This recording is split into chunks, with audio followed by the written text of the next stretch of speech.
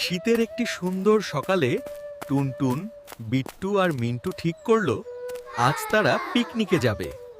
এত ঠান্ডা, কিন্তু পিকনিক তো হবেই।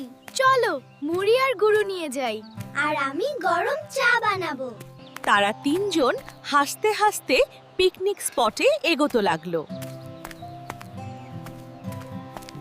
আরে দেখো, শীতের কুয়াশা আমাদের সাথে রেস করছে। তাহলে আমরা জিতবো। নদীর ধারেই আজ তাদের পিকনিক।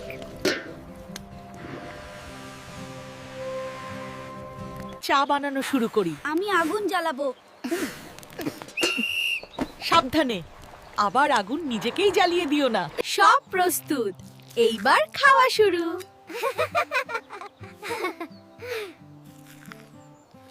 মুড়ির সাথে গুড় শীতের আসল মজা। আর গরম চা দিলে বাহ, আহা, হাত পা গরম হয়ে গেল।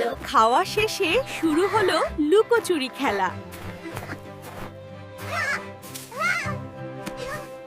আমি গুনছি 1 2 3। ওকে ধরতে পারবে না। আমায় কেউ ধরতে পারবে না।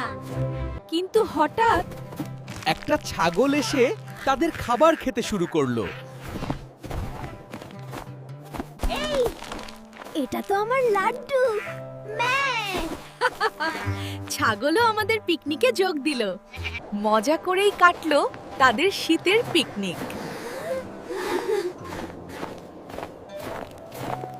আজ তো দারুণ দিন গেল। আগামী শীতে আবার আসবো। কিন্তু ছাগলটা যেন আবার খাবার না খায়।